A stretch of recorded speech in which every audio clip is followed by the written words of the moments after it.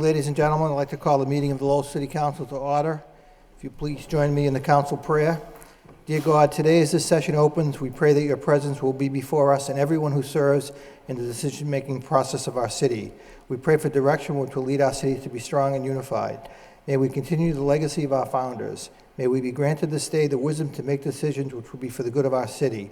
We also pray for your special blessing on all those who are working to transform our city and make it a better place to live and work. Amen.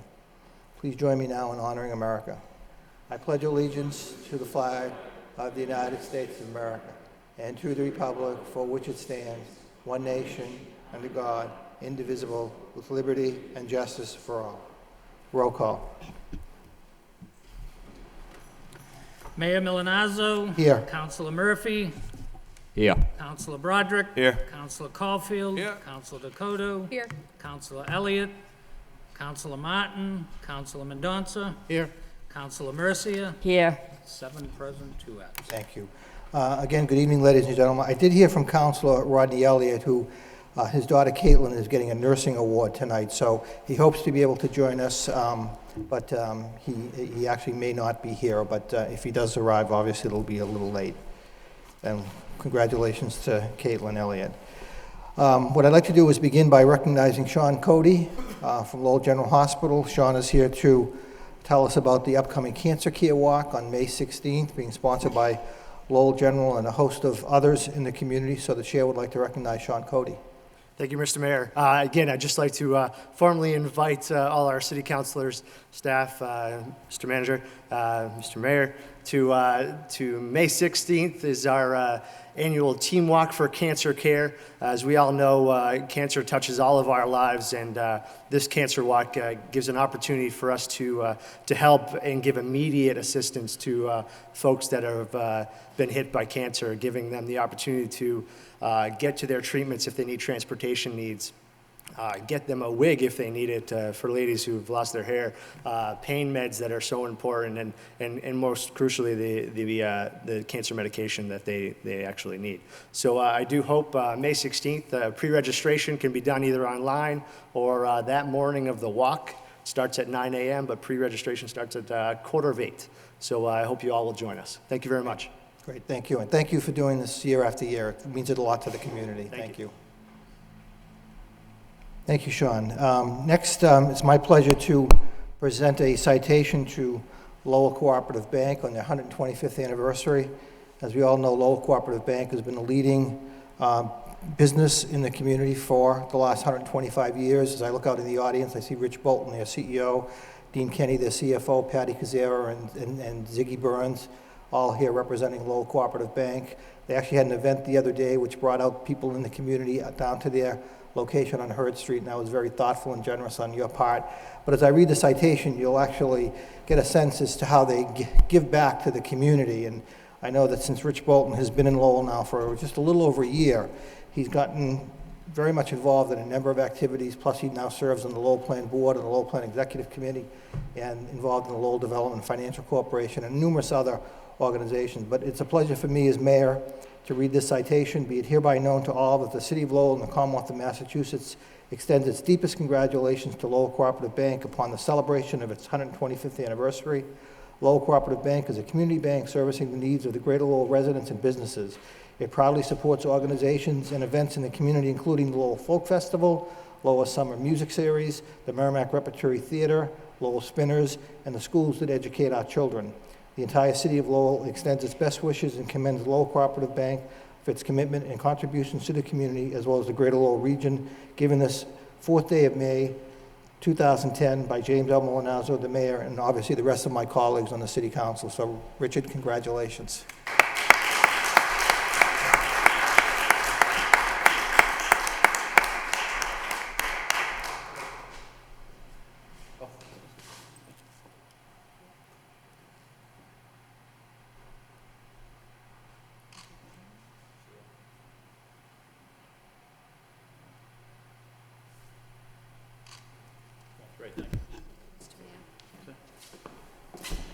Yeah, on behalf of the shareholders, the directors, the management, and all the employees of Lowell Cooperative Bank, this has been a great year for us, and we can't thank the city and the residents of the Merrimack Valley and the residents of the city of Lowell for the support they've given us. And for a business to be around for 125 years is a feat, and banker in being a banker, being in any business for that matter. And we hope to bring this along for another 125 years. And our philosophy here is really that, we like to take a little from Lowell, but we like to give a lot back to Lowell too. And, we really feel that we try to instill that with all our staff and get all of our employees involved in the community in one way or another. But very much appreciate this award, Mr. Mayor, and to the council and to the city manager. Thank you. Thank you very much.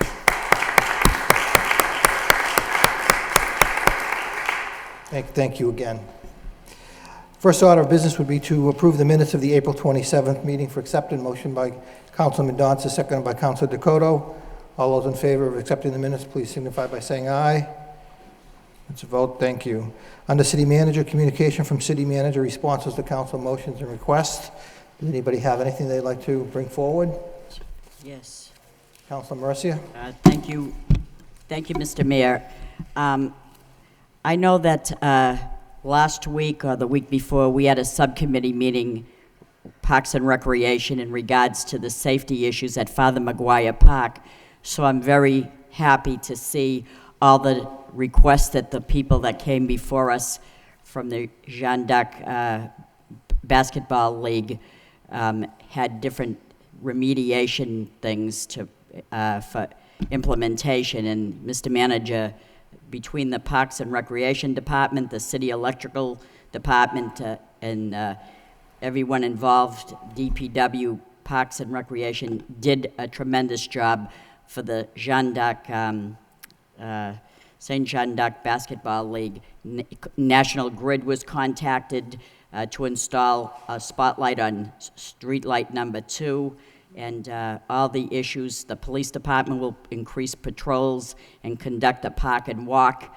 The electrical department install 400-watt spotlights. The Parks Department and Sign Shop put a playground for children only. Police take notice. Shrubberies were cut, hedges were trimmed, trees were trimmed to provide better visibility. So you were right on top of it, and I want to thank you for that. Thank you, Mr. Manager. Thank you, Councilor Mercia. Anyone else have any items? Hearing none, motion to accept the communications placed on file by Councilor Murphy, second by Councilor Martin. All those in favor, please indicate by saying aye. Opposed, it's a vote. Thank you. Next item, vote. In City Council, vote authorizing the approval and submission of both the 5-year consolidated plan to the Department of Housing and Urban Development and the federal fiscal year 2010 annual action plan. Whereas the City of Lowell is submitting a 5-year consolidated plan for the period from July 1st, 2010 through June 30th, 2015 to the Department of Housing and Urban Development, which plan will address the community development, housing needs, and priorities identified by the community.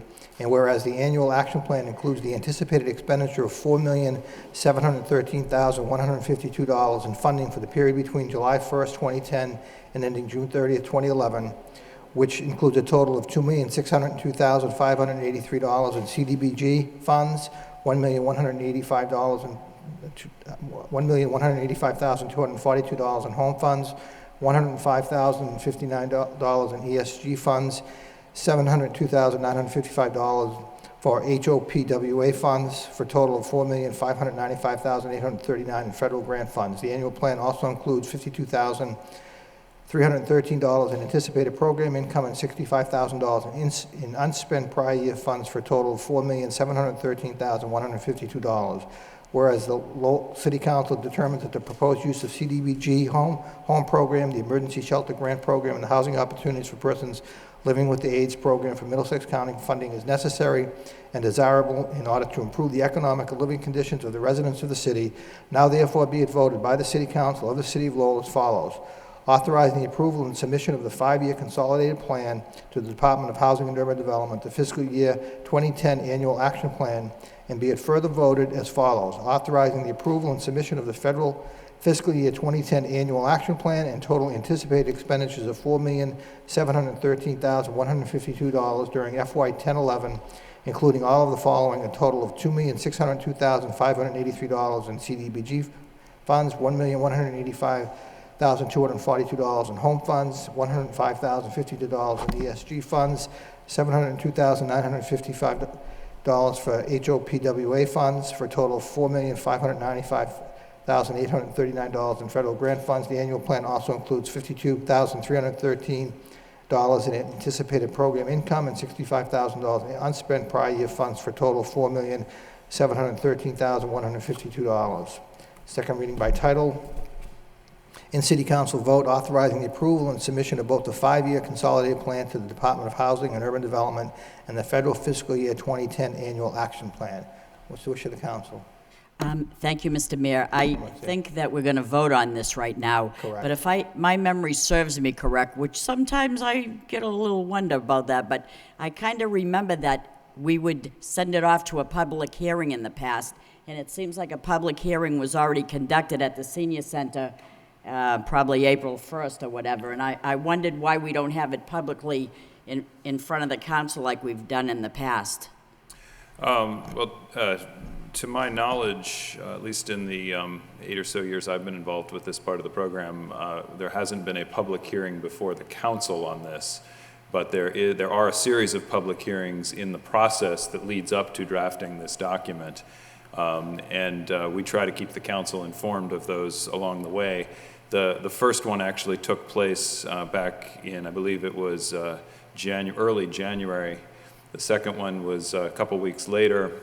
And then the final one was April 1st. And the April 1st one was after the release of the draft plan, the draft versions of these documents, which were advertised pretty heavily. The public hearing was held, and there was a 30-day comment period where we were soliciting public comments on the drafts, and all of the comments we received have been included in the final version with responses during that time period.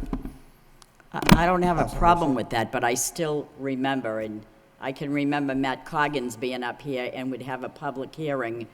It was the last time, we would set the public hearing date and everybody would come here, and we didn't have too many people speaking about it because it was kind of already understood at that point. But if that's how you're doing it now, I don't know who remembers that. Councilor Caulfield probably remembers. Do you remember that?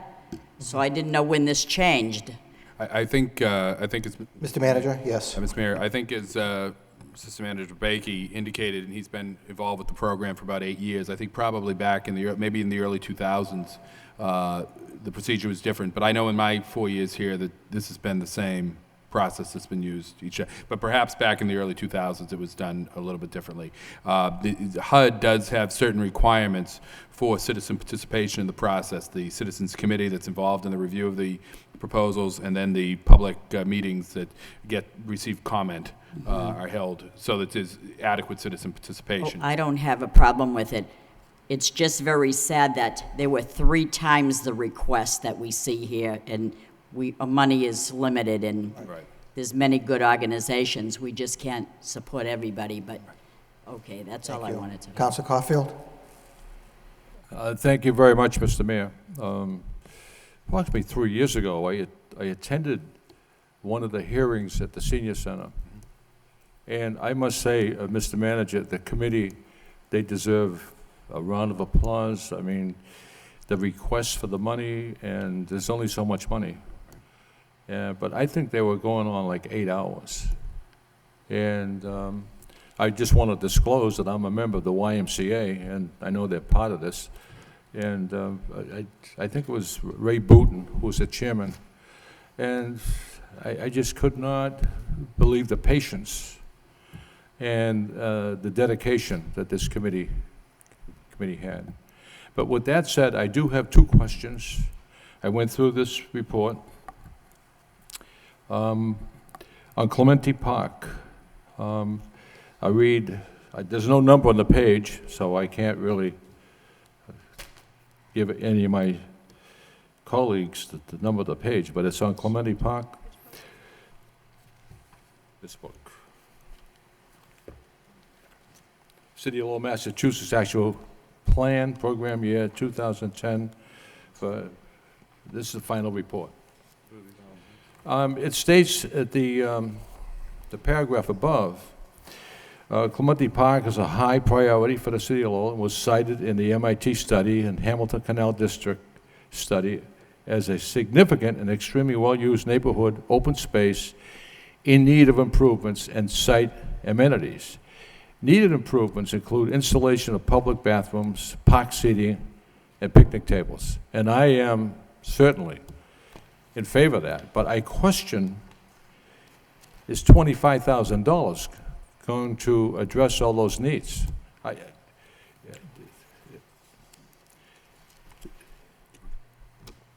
Oh, okay, I wasn't sure if the... Did you find that in the book? I haven't, but I can speak to that, and Mr. Bakey can as well, I'm sure. The current allocation with this program is the $25,000, but that is only that's intended to leverage other resources to address the various needs at that park, including the amenities like benches and the like, as well as the working to provide some restroom facilities, as well as to provide some lights that we're looking to put in place. Again, it's only part of the overall funding strategy for this. All right, I'm going to turn to the next request, and this is, once again, there's no page,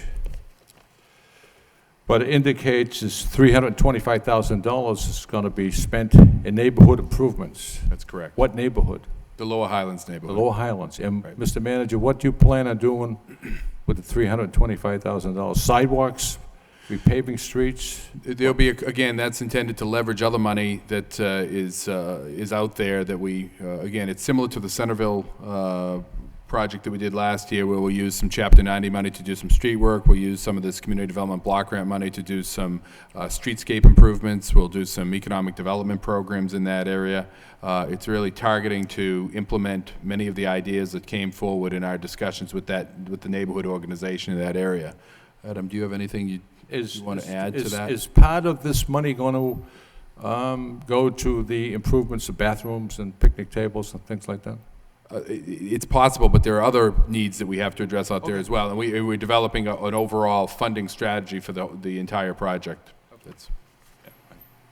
think that's a reasonable assessment. The kinds of things that the CDBG funds have been used in the current year in Centerville, either have been or will be used on, range from street and sidewalk improvements, assistance to some of the businesses in the business district there, improvements to one of the major parks in Centerville. Actually, some funds will be used for demolition of a troubled building in Centerville. It's really a mix, and basically the principle of putting a block of money toward a particular neighborhood is to actually work with the neighborhood to identify what the priority issues are in that neighborhood and have the money be flexible enough that we can respond to what the neighborhood tells us are the priorities. It's entirely possible, and certainly based on a lot of the conversation that's been occurring in the Lower Highlands in recent weeks, it's entirely possible that some of that 325 might actually be devoted to Clemente Park if ultimately a collective decision is made that is the place where the most emphasis can be made, and that would supplement the 25 and whatever other outside funds can be brought to bear on that project. Mr. Manager, I know that there's been a discussion about the lights. Is this money going to go towards the lights? A portion of this money would be available to be put toward the lights. Again, we're developing an overall funding strategy for in fact, I met with a number of the residents out there last week to discuss this matter in great detail, and that is a top priority of many of the users of that park to get maximum use of the park and into the night hours during the summer. Similar to the way we've invested money at Callery and other parks around the city, putting lights out there to make it more usable and really maximizing its... But I understand the price that came back to do these lights was like $145,000. Is that so? Yeah, I believe it was about 130, but that's an estimate that we received. We haven't shopped that around. We actually have DPD doing some work on that right now to shop that around to see if we can get that price down to a different level. And depending upon what that price comes in at, then we are going to have to look at other resources to make that project possible and to phase that in. But, you know, we've made a commitment to the residents out there that we're going to try to work to come up with a strategy that will end up, in all likelihood, coming before the city council at some point in time. What streets are we going to repave on sidewalks? I don't have that. There's numerous streets in the Lower Highlands you could, There's numerous streets Streets and a throughout the half, pick 'em entire out. city that needs paving. And we're going to go out and we're going to, I don't have that list in front of me right now, Counselor, but I will, we can certainly get that for you. yeah. Now, I believe the lights at Calvary Park, I believe that organization contributed to the lights at the Bailey School. I think the organization helped contribute to those lights. Right. And I just, at this point in time, with this economy, spending $130,000 on lights, it's, you know, If I could, I think I'll reiterate that we're trying to get that in at a lower price. That it's the lights that we need to put out there would be focused on the use of that area as volleyball courts, which is different type of lights than what currently exist out there that do not work. And we are looking to do other fundraising in that area to help support. So there will be contributions. I think in some of the other lights that we've put out there, I think Calorie, in fact, I believe we used some earmark money. Is that correct, Tom? So we used some state money that we had for earmarks to put into that park. Other areas we've used city resources to. So basically, we want to make a commitment to this neighborhood the way we've made commitment to other neighborhoods. yeah, you know, I agree. Believe me, I do. But what piqued my eye here is the $25,000 for a bathroom. That's dedicated, And well, and that's, you know, we want to do something. In fact, we've already, again, in addressing the residents' requests, when we were out there last week, they asked for some portable toilets on a short-term basis. We had them there. Tom arranged to have them, Ms. Belgard arranged to have those there the very next day. So we're trying to respond to the needs of that neighborhood and the needs of the users of that park. And I think if you look at that neighborhood and you look at that park, the needs are very severe. And it is an area of the city that has not received, in all likelihood, the appropriate amount of city investment. And we're looking to address that. Now, I don't want to belabor this, Mr. Manager, but are we going to put in a Class A bathroom facility for these people? We're not going to put something in, just, it's $25,000 isn't going to do it. Well, again, Councilor, the $25,000 was an amount that again, I think as Councilor Mercier and Councilor, as you yourself have pointed out, the demands for this money are greater than the money that we currently have available. But we are, Commissioner Belgard put in, I think, a greater request for Clemente Park, as he did for a number of parks. All that they were able to dedicate to that was $25,000. They were able to dedicate $325,000 to the Lower Highlands neighborhood. Effectively, it's being spent in the same area, but it sort of falls into two pots. One is focused on recreation, the other is on our neighborhood initiative program. And again, we will be looking at other funding sources, and very frankly, we'll probably be looking at allocation of additional city resources under our capital plan.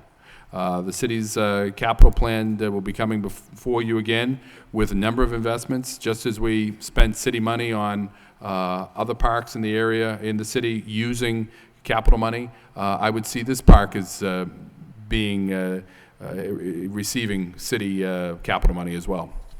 Just to finish up, I went down and visited the community, and they told me on any given day there's 100 to 120 people there, 7 days a week. Right. Yeah, I mean, if you're going to install a bathroom, Mr. Manager, it has to be suitable for all their needs, and the bathroom should reach the same quality as the lights. That's what I'm trying to stress. We'll certainly take that into consideration as we do the design work No, there, there's porta potties down there now, there's. on a they're just temporary basis. Temporary. And, you know, if you put in a quality bathroom, they could have a storage area for their equipment. They could have a hose, they could wet down the field, because it gets very dusty. I'm very, very familiar with that park. Very familiar. Right. And it is well-used, and it's with a good intent. It's a good recreation area. But, so on the lights, you're saying the lights could cost $130,000, but you're looking at other means to Right. finance those lights. Right.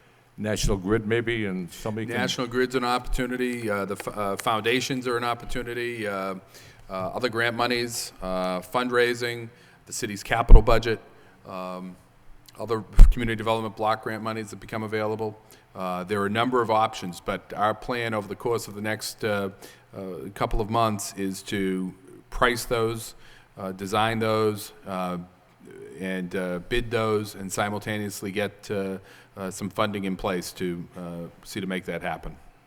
Okay, I'll support it, and I'm taking your word for it that the bathroom facilities will be something we can, you know, will suit their needs.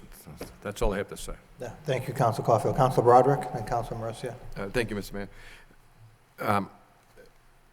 I think that the lights are critical out there. I think we already took this vote. I know there's a number of issues in the plan.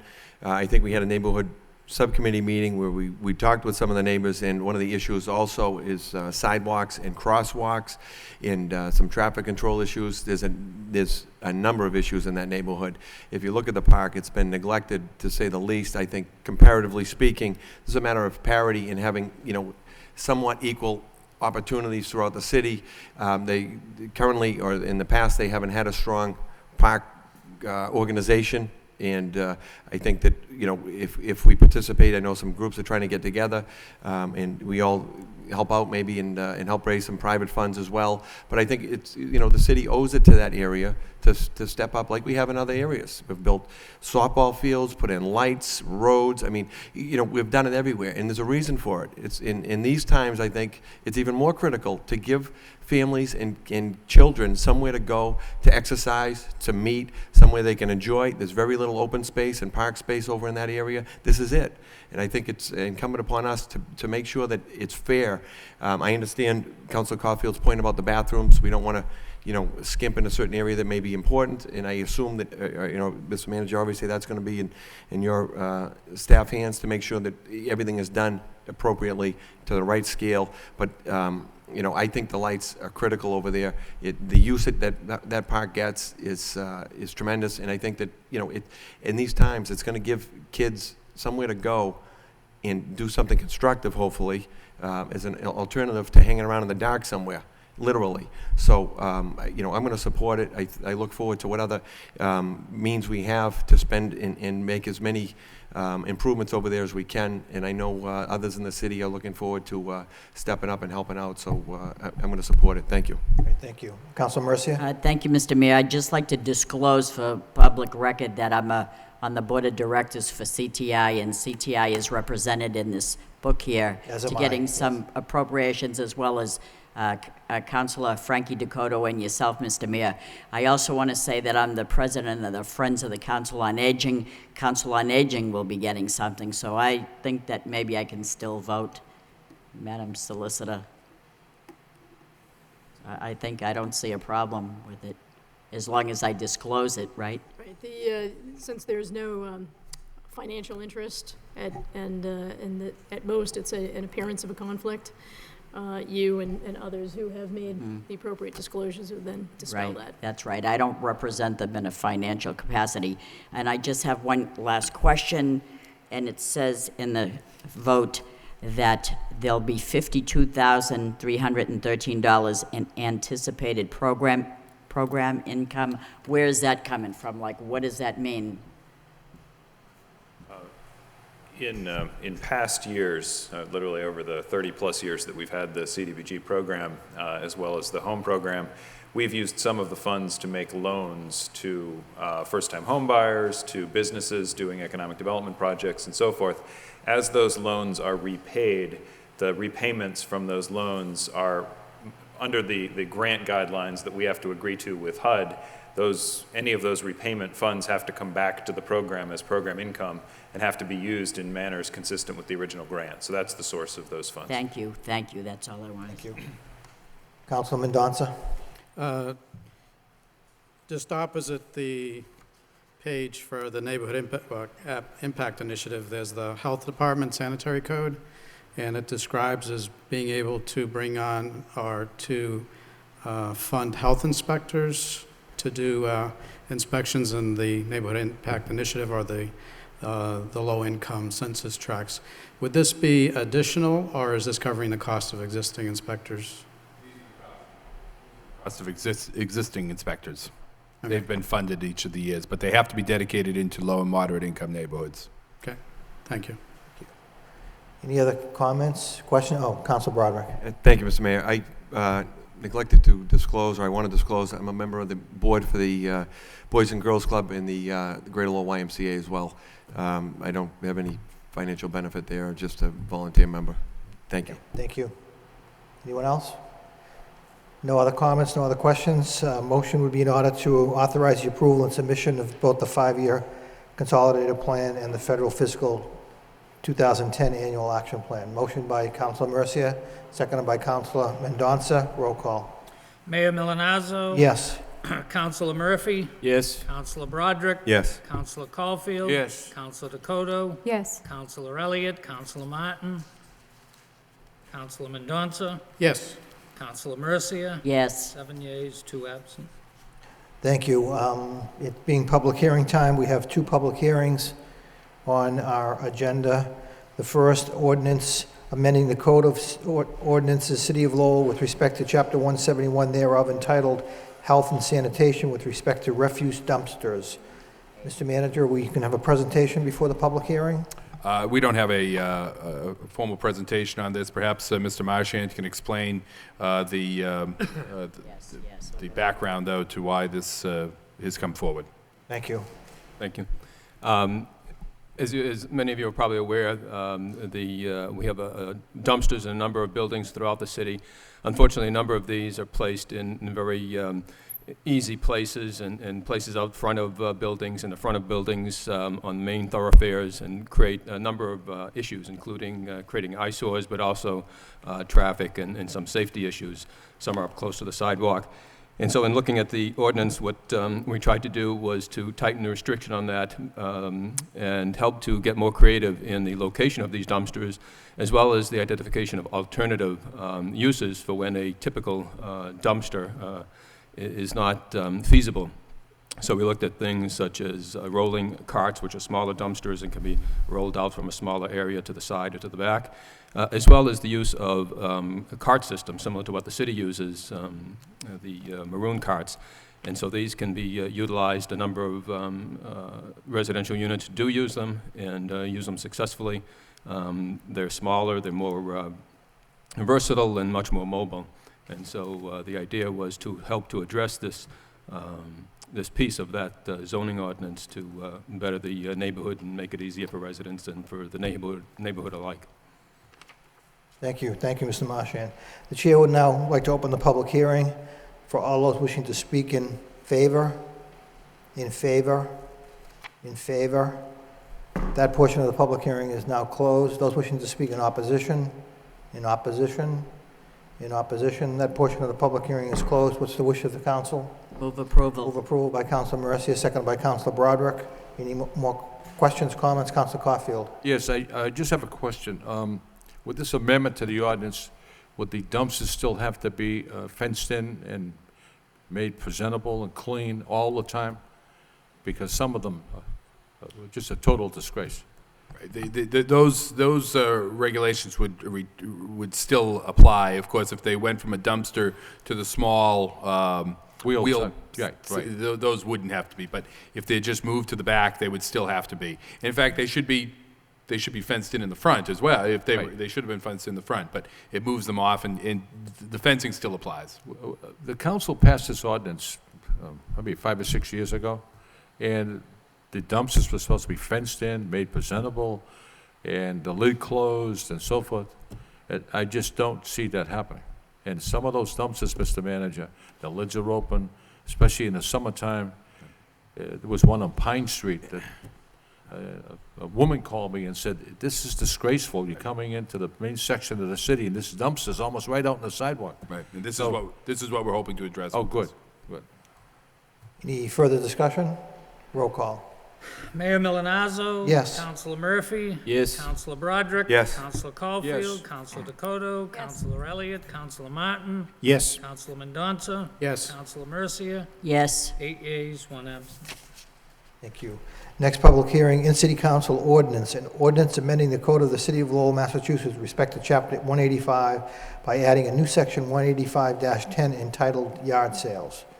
Mr. Manager? Mr. Mayor, Councilors, this, I think we had a brief discussion on this back when we first brought it forward and scheduled it for a public hearing. This is designed to address a ongoing problem we have with several locations in the city and complaints we receive on a regular basis of people going beyond the normal yard sale to actually to get rid of some stuff in their house, or to if they're moving, or whatever the case may be, that that you once a year or thereabouts, to the problem properties where there's a yard sale that happens every weekend. Number of good comments, though, were raised at the when we brought this forward to schedule for public hearing. Councilor Mercia raised a number of issues regarding the number of times. She felt that 2 times a year was put too much of a limit. She also felt that the question was raised about the fee, that a $5 fee could be a bit onerous, and we didn't want to. We certainly didn't want to make this appear that we were doing this to raise revenue. We were not expecting to raise much in the way of revenue here. So we've made changes to go to 3 times a year. We've eliminated the $5 fee, and we also changed, this was a concern of mine, that if people were having a moving yard sale because they were moving and they weren't able to sell everything on one Saturday, that they could, initially we had a limit that a certain number of months had to pass before they could hold another yard sale. We changed that to say that you could hold one in the following week as well. So we tried to loosen this up to address the concerns that were raised in particular by Councilor Mercier. I think it still certainly meets our needs. I'll look to the solicitor. Can we have comments now from the council, or should we open the public hearing? Public hearing. I'd like to open the public hearing for all those wishing to speak in favor of the ordinance. In favor? In favor? Hearing none, that portion of the public hearing is closed. Wish to open the public hearing for those wishing to speak in opposition. In opposition? In opposition. Public hearing is closed. Chair recognizes Councilor Mercia. Thank you, Mr. Mayor. Through you to the city manager. Mr. Manager, so that means we don't need to have a permit? You still need to have a permit, but you don't have to pay for the permit.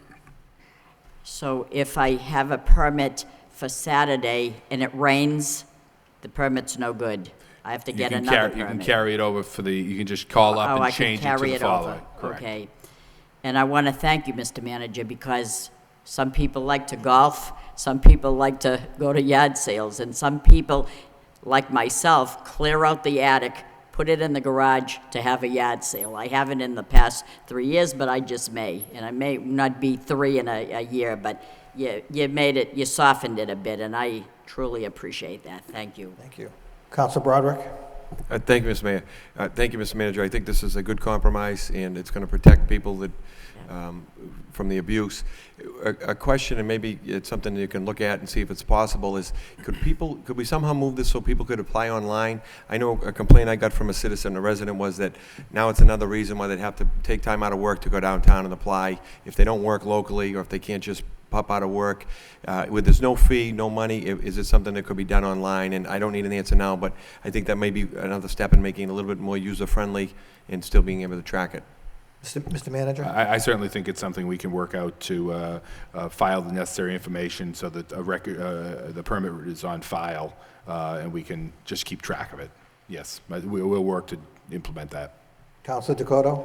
Yes, thank you. Along those same lines, it piqued my interest. If it rains on Saturday and they have to call, the city hall is closed. Can we have it be automatic? If it rains on Saturday, they can use it on Sunday? The next day, yes, we can. Okay, all right, thank you. Council Mercia. And thank you, Mr. Mayor. And lastly, I know we need to set boundaries, guidelines, rules, laws, regulations, no doubt about that. And I really do not like to go through neighborhoods, intersections, and see yard sale signs that was a week ago. And that's what we're clamping down on. I think that if the city's good enough to say, we're gonna waive a fee, you can have your yard sale, we're not gonna be too strict about that, at least compromise with the city and take down that yard sale sign for the same reason that people are going to go to your house next week and you're not even having that yard sale there. Plus, it's a sort of graffiti, and I don't like to see that either. Right. So as if you want a yard sale, put up your sign, but make sure you take it down or you will be fined, and I can understand that. Thank you. Thank you. Any other comments, questions? Councilor Mendonça. I understand that the changes were made, but we weren't provided the amended ordinance, were we? I don't recall. I mean, I'm hearing the changes. So what you have doesn't contain the changes? Well, this is from 2 weeks ago, what we were provided. Because when it was sent off to the newspaper, it was sent off with those changes in it. Okay. I didn't realize you didn't have the. So that's what was published, that's what we're voting on? That's what was published, yep. Okay, Yep. thank you. We can get you, in the new packet, we'll get you the amended ordinance, though. Any other comments, questions? Councilor Elliott? Motion to adopt the ordinance as amended. Motion by Councilor Elliott, seconded by Councilor Mercia. Roll call. Mayor Milanazzo. Yes. Councilor Murphy. Yes. Councilor Broderick. Yes. Councilor Caulfield. Yes. Councilor Dakota. Yes. Councilor Elliott. Yes. Councilor Martin. Yes. Councilor Mendonça. Yes. Councilor Mercia. Yes. 9 days. Thank you. Moving back to the city manager's agenda. Next item, in city council vote, authorizing the city manager on behalf of the city of Lowell to accept a gift from the Boston Road Club Incorporated of $1,000 for use by the Parks and Recreation Department. Whereas the Boston Road Club Incorporated desires to donate $1,000 to the city of Lowell to be used by the Parks Department for the general maintenance and betterment of Shed Park. And whereas the city of Lowell desires to accept a gift of said sum to be used by the Parks Department for the general maintenance and betterment of Shed Park, now therefore be it voted that the city manager be and he is hereby authorized in the name of the city of Lowell to accept a gift from the Boston Road Club Incorporated of $1,000 for use by the Parks and Recreation Department to be used for the general maintenance and betterment of Shed Park, all pursuant to Massachusetts General Laws, Chapter 44, Section 53A. Be it further voted that we, the members of the City Council of the City of Lowell, jointly and severally, do hereby commend and officially thank the Boston Road Club Incorporated for their generosity displayed in donating the aforesaid gift to the City of Lowell for use by the Parks and Recreation Department. Second reading by title. In City Council vote, authorizing the city manager on behalf of the City of Lowell to accept a gift from the Boston Road Club Incorporated of $1,000 for use by the Parks and Recreation Department. Motion to approve by Councilor Caulfield, second by Councilor Martin. Chair recognizes Commissioner Bellegarde. Thank you, Mr. Mayor. Mr. Mayor, Mr. Manager, members of the council, and folks at home. I'm here tonight to publicly recognize all the goodwill that we received over the past several weeks. It's just an amazing groundswell of support, particularly in a time that we're in right now, these hard times. It's not unusual for my office to get a lot of phone calls, particularly at this time of the year, with opening day behind us and Memorial Day fast approaching. But there's a groundswell of support out there that has been unusual and, I must say, noteworthy. And I'm not exactly sure where it's going to end, because over the next several weeks you're going to continue to get people like the people you hear tonight that are willing to do whatever it takes, whether offering their labor, offering their time, offering services, goods and services, offering money to address issues that they feel it's important in the parks, and they're willing to stand by it, and they're willing to provide quality services to help us, to help them. And I think that's very important and noteworthy, Mr. Mayor, because of the fact that all the issues of the day, and all the years I've been here, I've never seen anything like it. So I wanted to let the people out there know how much we appreciate it. Thank you, Commissioner. Mr. Manager? Mr. Mayor and councilors, if I could just echo Mr. Bellegarde's comments. I think what we've found is, and I give credit to Mr. Bellegarde and his close partnership with different organizations throughout the city that are interested in maintaining our fields or interested in the recreation programs that we have here in the city, that they recognize, or they've certainly they understand the issues that we're facing financially, and they've I think I'm not entirely surprised, because I think we certainly see here in the city people chomping at the bit to contribute and make the city a better place. And I think that the finances have made some of that become more pronounced, but I think that interest has certainly been here in the city for a long period of time, and maybe it hasn't always been acted on in terms of stepping forward. But they've always wanted to do it, and working with our employees and, as say, Mr. Bellegarde, working with these organizations, you are going to see these types of donations. We're also looking to reinstitute the Adopt an Island program, and hoping that will be successful in making some improvements. And I have to point out that these are very important actions that people are taking. They're not going to solve all of our problems. We have literally hundreds of acres of grass that needs to be cut, playground equipment that has to be maintained, fields that have to be kept up, but it's an important contribution that's being made by these organizations, and I want to recognize those people, those organizations, and also the work of Mr. Bellegarde in making that possible. Thank you. Mr. Mayor, at this time, I'd like to ask Joe Cady to come up and say a few words about his organization. Joe? Thank you. Good evening. I'm Joe Cady. I'm a resident of the city and a member of the Boston Road Club. And each year since 2004, we've used the park for our annual bike race we have each November. And each year, we take a little bit of the proceeds from the race and donate it in such a way to benefit the park.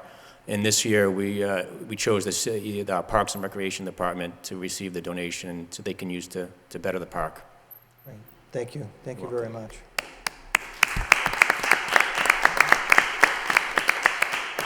Thank you. Thank you. Any other comments? Roll call. Mayor Milanazzo? Yes. Councilor Murphy? Yes. Councilor Broderick? Yes. Councilor Caulfield? Yes. Councilor Dakota? Yes. Councilor Elliott? Yes. Councilor Martin? Yes. Councilor Mendonça? Yes. Councilor Mercia? Yes, and thank you. 9 yeas. Thank you. Before we go on to the next item, I did receive a phone call today from Keith Rudy, who asked me to just note that on Saturday, May 8th, is the Acre Youth Organization opening day at Kumanzelos Field at 11 o'clock. So for those of us that can be there till 11 o'clock at Kumanzelos Park or Field behind the Bartlett School. Councilor Caulfield. Mr. Mayor, could your office send the Boston Road Club a nice Yes. thank you? And Mr. Manager, could you do the same? Because it's the easiest thing to do. Thank you. And once again, thank you for your donation. Yes, thank you. Next item, in City Council authorizing the city manager on behalf of the City of Lowell to accept a gift from Community Teamwork Incorporated of $13,780 for use by the Parks and Recreation Department.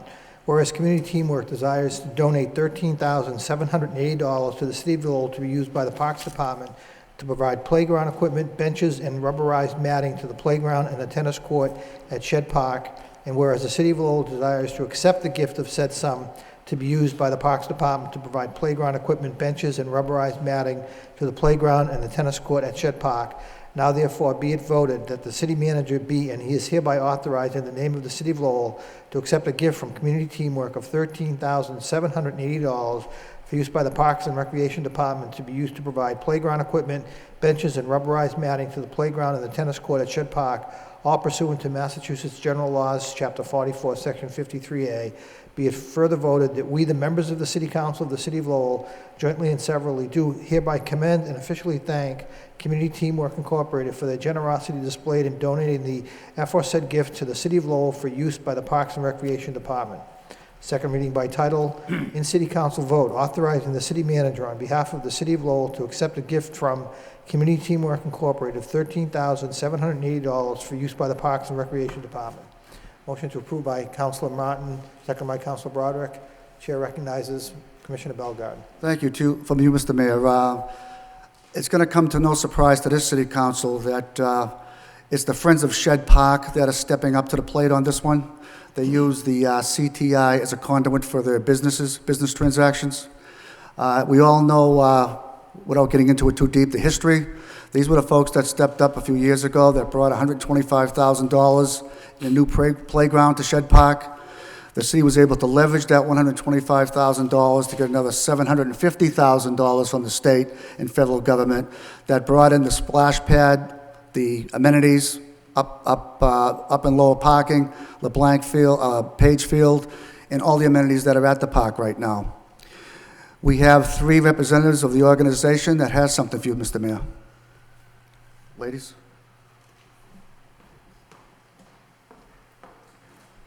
Good evening. Oh, am I supposed to come down?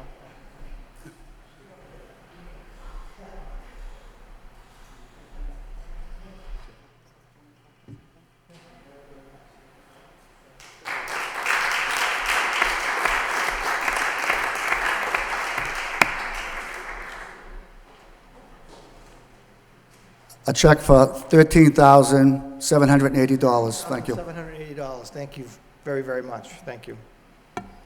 Any other? Councilor Martin.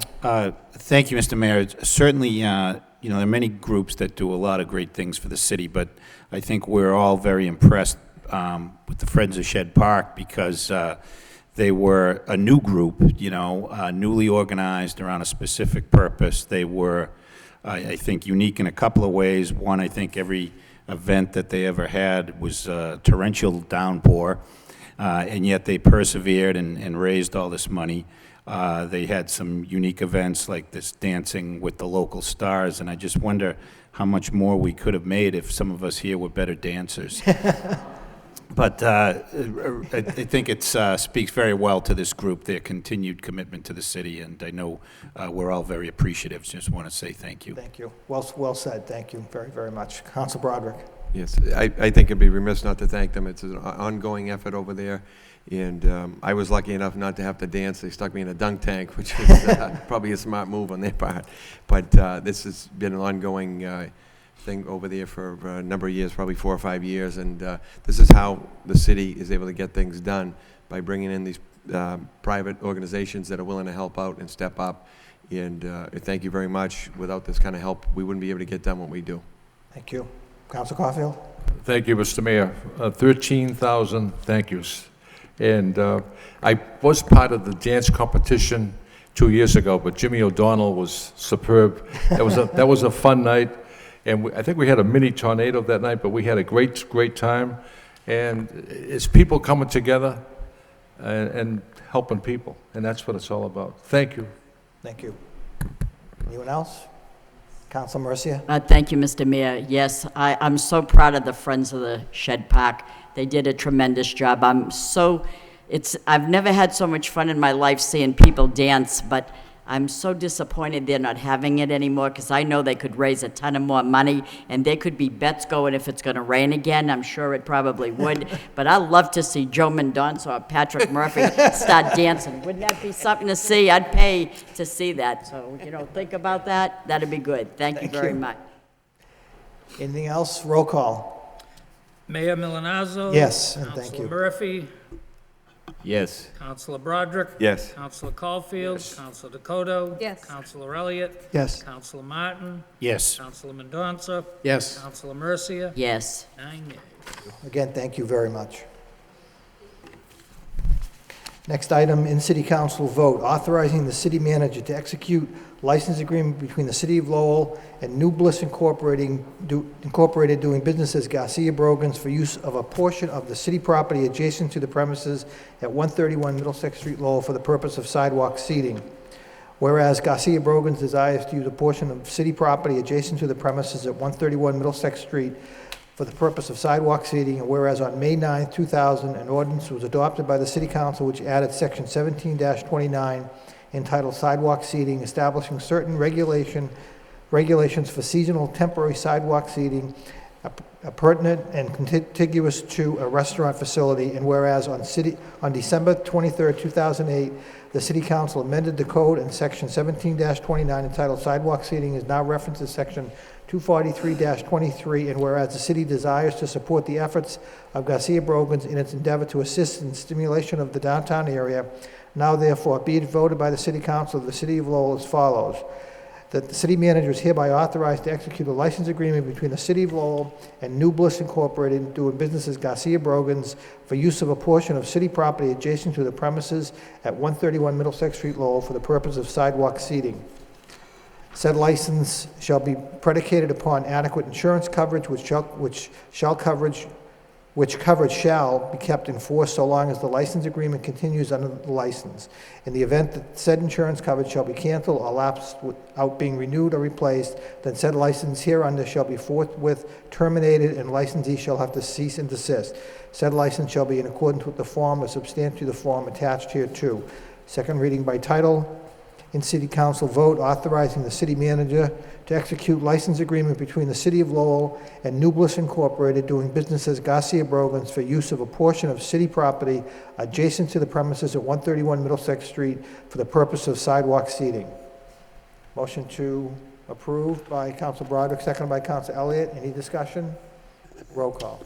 Mayor Milonazo. Yes. Councilor Murphy. Yes. Councilor Broderick. Yes. Councilor Caulfield. Yes. Councilor Dakota. Yes. Councilor Elliott. Yes. Councilor Martin. Yes. Councilor Mendonça. Yes. Councilor Mercia. Yes. 9 yeas. Thank you. Do we have any subcommittee reports this evening? Hearing none, moving on to petitions. We have one conduit pole location, National Grid, for conduit in Adams Street, Suffolk, Fletcher, Dublin, and Broadway Street. Refer to public hearing from May 18th by Councilor Murphy, seconded by Councilor Mendonça. All those in favor of sending this to public hearing May 18th signify by saying aye. Opposed, it's a vote. Thank you. We have one claim, refer to the Law Department by Councilor Martin, seconded by Councilor Elliott. All those in favor, please indicate by saying aye. Opposed, it's a vote. Thank you. Before we move on to the motions, Mr. Manager, did you want to introduce? Yes, thank you, Mr. Mayor. I just wanted the council to meet Michael Herbert, our new data analyst. Michael started yesterday. As many of you know, he came to us from the Collins Center at UMass Boston. We've been doing work on a number of STAT programs across the state, and also was the staff person to Lieutenant Governor Murray for his regionalization efforts. Michael's been here now for 2 days, and I can tell you that he's hit the ground running. He's already come forward with a number of ideas that are being explored, and I'm sure he'll be doing an excellent job for the city. Despite my telling him he didn't have to be here, he insisted upon coming to sit in on a city council meeting. So I just wanted everyone to meet Michael Herbert. Thank you. Welcome. Thank you. Motions. First motion by Councilor Caulfield. City Council requests the city manager have the proper department place a caution deaf person sign on Warren Court. Second by Councilor Broderick. Councilor Caulfield. Thank you, Mr. Mayor. Warren Court is located off Andover Street. It's a very, very small dead-end street. It's right near Spinelli's traveling, and an elderly woman there is deaf, hard of hearing, and they would want a sign put up there because people who go in and out of there sometimes in violation of the speed. So that's the gist of the motion. Thank you. Any further discussion? All those in favor of the motion, please indicate by saying aye. Opposed? It's a vote. Thank you. Next motion by Councilor Caulfield. City Council requests the city manager to have the proper department replace the square dedication sign honoring Frank Finnerty at the corner of Wilder Street and Pine Street. Seconded by Councilor Elliott. Councilor Caulfield. Thank you, Mr. Mayor. Frank Finnerty was a longtime assistant principal at the Maury School, and he passed away maybe 10 or 12 years ago, and there was a motion brought forward to erect a sign in his memory, and when they built the new school, I went to the Maury School to see if the sign was still there. They couldn't find it. And the sign should be just like on the other side of the fence on school property. Doesn't have to be in a sidewalk. But the family called me up last winter and said, gee, my father's sign is missing, and could you make sure it goes up? So they called to remind me, and that's why the motion's. Okay. Frank Finnerty was just Oh, he was. one great guy, and worked with the youth in the Highlands, and great baseball player himself and a great coach, and always had a smile, and he's just a great guy. Thank you. Thank you for bringing it forward. Any further comments, discussions?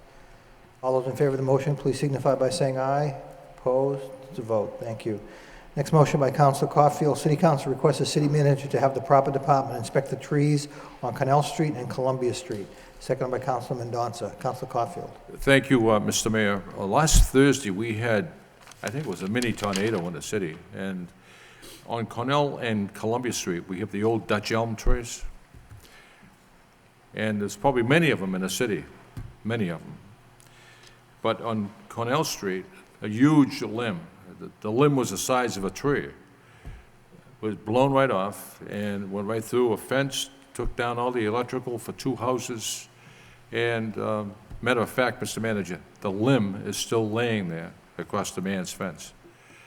But the house next to this, there's a huge elm tree there, and the people who live in the house are very fearful that this limb, if it ever goes off the tree, it's going to go right through the roof of their house.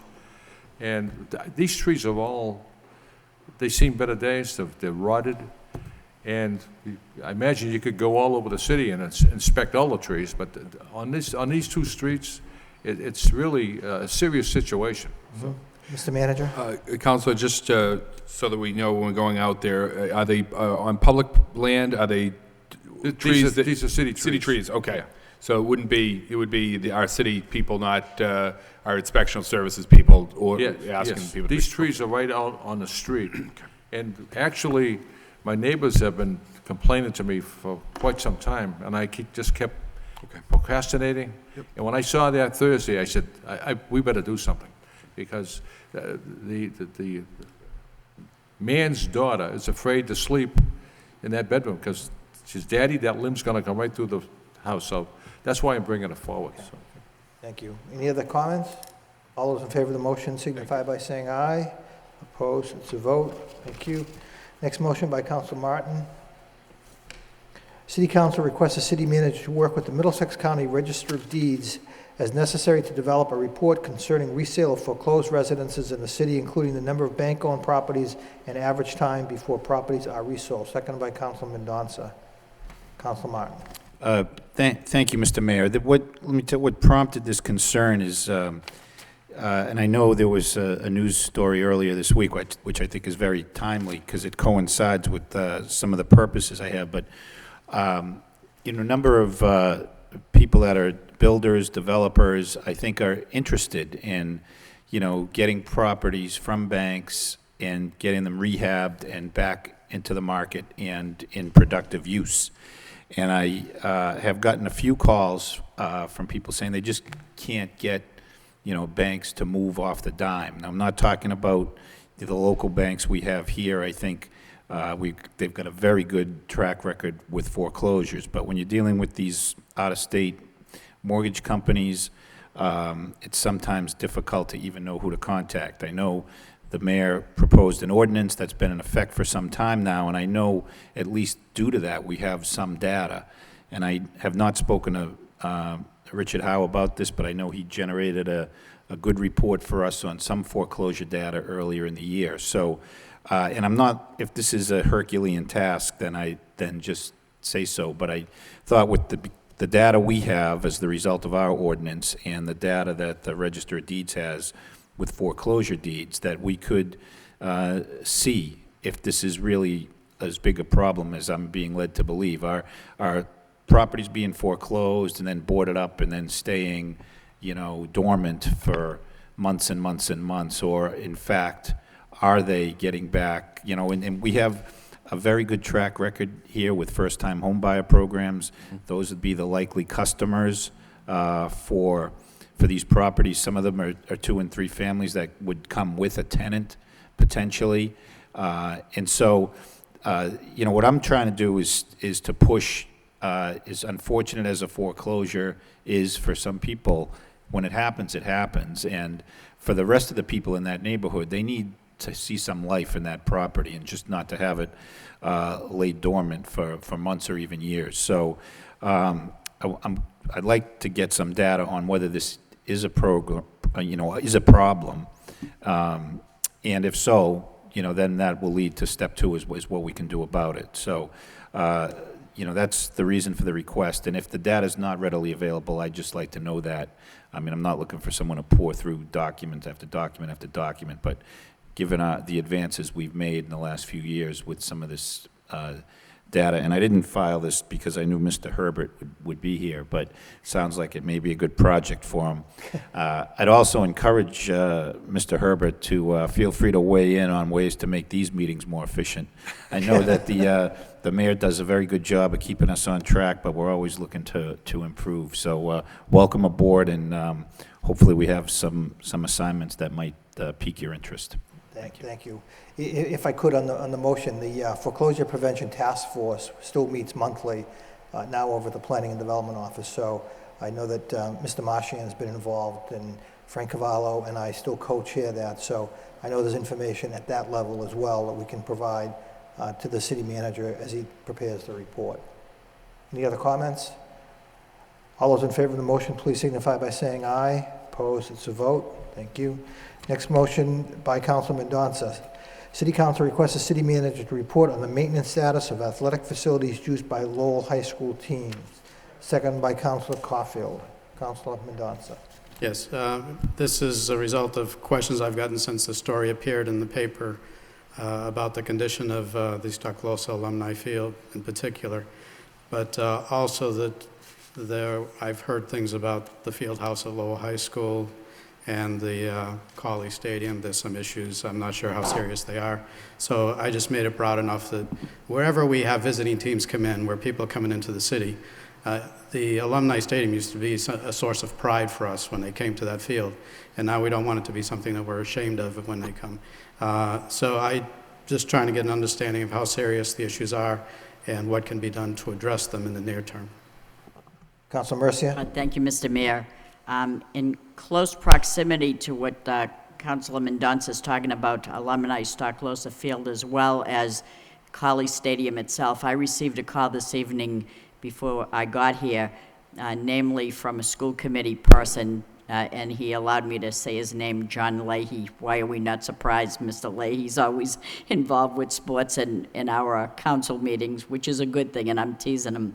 But he was concerned about the cleanliness or the lack thereof of the stadium with regards to broken pieces of wood from the wooden hurdles that are there, and they're all busted up. And he is very involved with that field, being a parent of a lacrosse person. And he said that the parents would be willing to form a cleanup committee and clean up over there out in the cemented area of the stadium.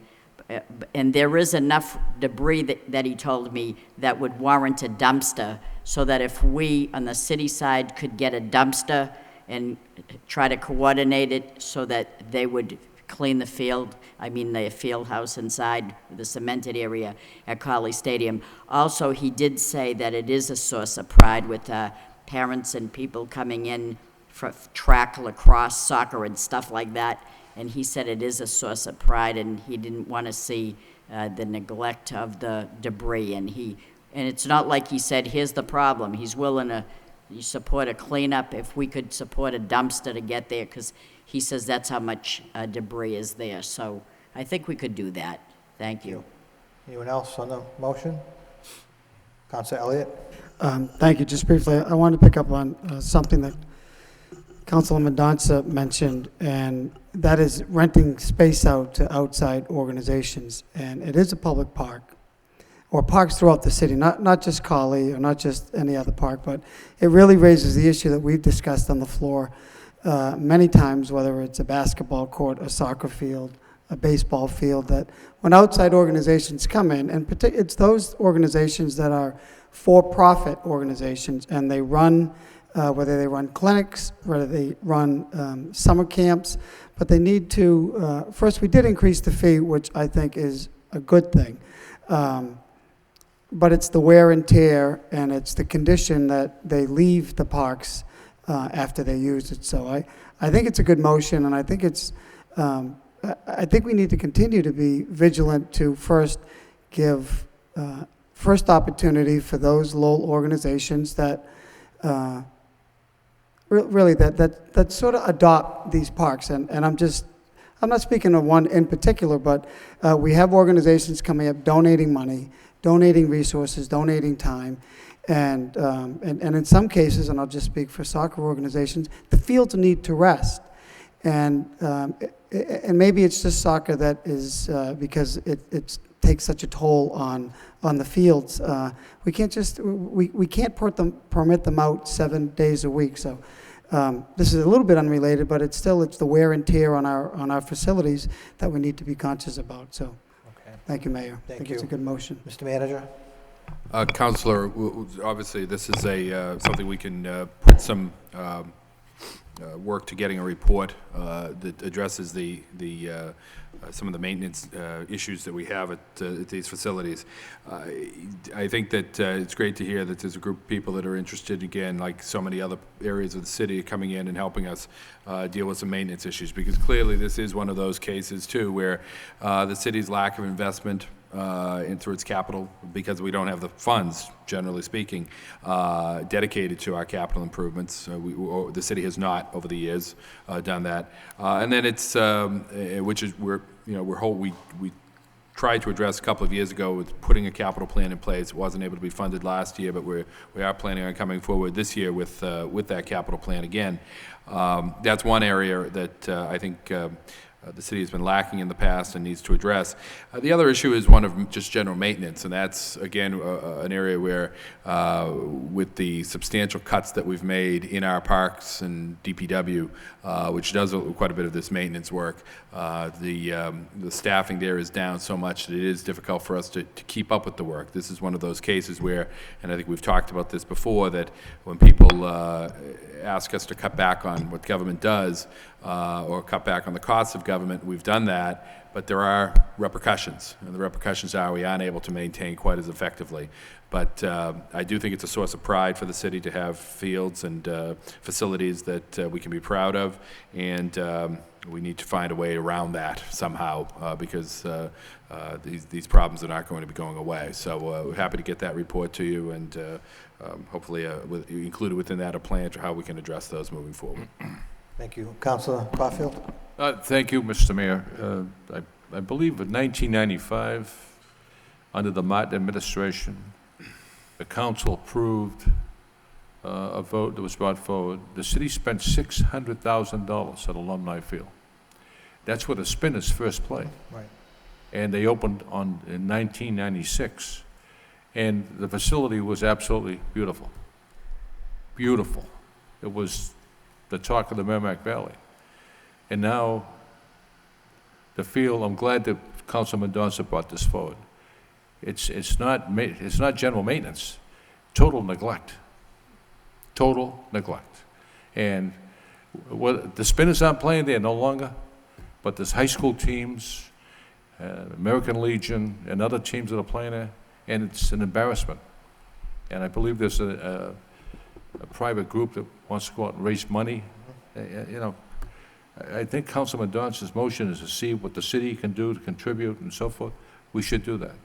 And it's our field, it's our park. And that's where Lowell High School plays its baseball. Right. And thank you. Councilor Mercia? Thank you, Mr. Mayor. Through you to the city manager, what I'm about to say, I don't want to belittle or undermine the unions in the city. I realize they're very important, but I also know that we're short of help, and we have a crew that is stretched to the limit with the amount of work that has to be done. And I know that we have a sheriff that is very partner-oriented with the city. And I know that we have a program of community service whereby our clients, namely from the Bill Ricker House of Correction, offer their services to pay back their debt to society to some degree. If you want to set up a meeting with the Sheriff's Department, he would be right on in tune with helping you. There's no doubt about that. We would like to partner with cleaning the canals. We would like to partner with something that our unions can't get to, and we have an understanding. We don't want to take over anybody's duties or step on anybody's toes, but we have people that want to pay back to society. They've made a mistake, and we require that they put in a certain amount of community service hours, and we can do that, but we don't do it if we don't have people that say, you can do it. So we're offering help. Mr. Manager? Councilor, thank you, and we are aware of that program. In fact, we've already been in touch with the sheriff on a number of projects that we are hoping to get the clients in the next month or so. But I think your point is a good one. Thank you. Thank you. Any further comments on the motion? All those in favor of the motion signify by saying aye. Opposed, it's a vote. Thank you. Next motion by Councilor Mendonça. City Council requests the city manager report on the status and any planned improvements, repairs to the cobblestone squares along Central Street. Seconded by Councilor Murphy. Councilor Mendonça. And this, of course, is not about Prescott and Central. That one's being taken care of. And I'm sure that we have some of the same challenges here that we do with the sports facility in the previous motion.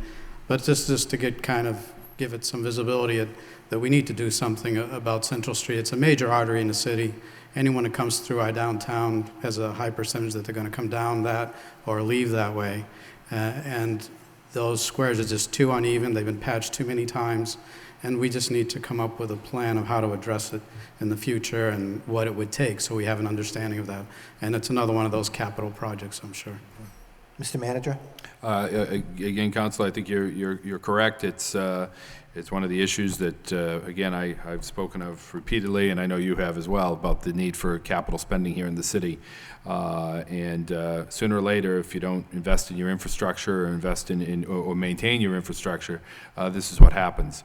And I couldn't agree more that those cobblestones, the patching that's been done on those over the years has not been appropriate in many cases, and it's led to much of the failure that's there. We are doing quite a bit of cobblestone work with the help of some private money throughout the rest of the downtown, particularly focusing on handicap access and dealing with some pedestrian issues.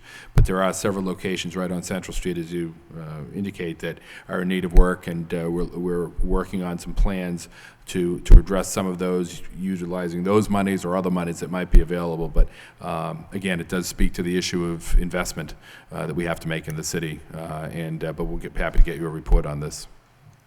Thank you. Any other comments? All those in favor of the motion signify by saying aye. Opposed, to vote.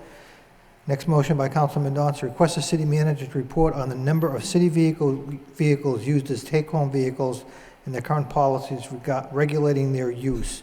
Seconded by Councilor Caulfield. Councilor Mendonça. Well, this comes up every couple of years, so I'm just reiterating it, I guess. But in light of some embarrassments we've had with city employees in the recent past, I think it'd be a good time for us to look at this and for my colleagues and I to have an understanding of how many vehicles are involved, maybe by department, however you feel is appropriate. And also to reiterate and learn about what policies are in place that regulate their use. And I don't know, for instance, if the people who have these cards have signed off on something saying that they've read the policy and understand it, so that if they don't follow them, they are very well aware that they are going against the rules and that some action may be taken against them. So just put some visibility on this as well.